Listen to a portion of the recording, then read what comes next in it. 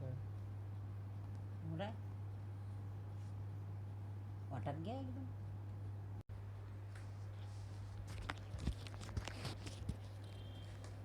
कर दूं?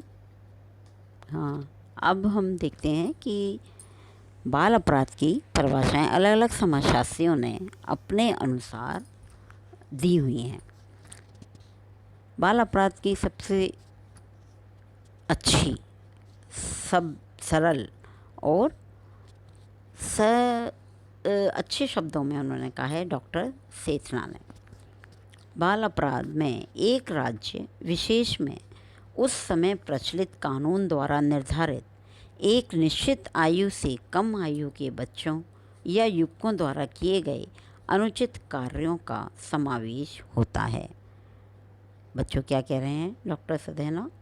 बाल अपराध में एक राज्य विशेष में, कोई हर राज्य का कानून अलग अलग होता है, इसलिए उस समय प्रचलित कानून द्वारा निर्धारित एक निश्चित आयु, जैसे कि अपने भारतवर्ष में मिनिमम 14 और अधिकतम 18 मानी गई है, उस आधार पर आयु से कम आयु के बच्चों या युवकों द्वारा किए गए अनुचित कार्यों या अपन जिसे व्यवहार की बात कर रहे थे का समावेश होता है, तो क्या कहलाता है? बाल अपराध कहलाता है।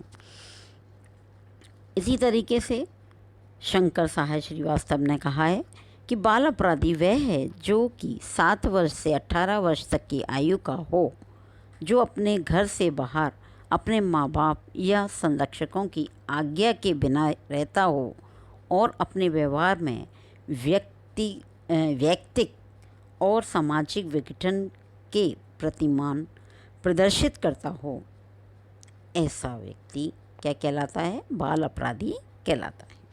तो इस आधार पर हम कह सकते हैं, जितनी परिभाषाएं और समाजशास्त्रियों ने दी, कि उपरोक्त परिभाषा आधार पर यह स्पष्ट होता है कि बाल अपराध क्या है? कच्ची आयु, अविकसित व्यक्तियों का समाज विरोधी या कानून विरोधी आचरण है। यानी कि जैसे उदाहरण के लिए हम कह सकते हैं भीख मांगना है, दुर्व्यवहार है, बुरे इरादे से शैतानी करना है, उद्दंडता है, आवारागर्दी करना है, ये छोटी छोटी सी जो हरकतें करते हैं वो क्या कहलाते हैं? बाल अपराधी कहलाते हैं।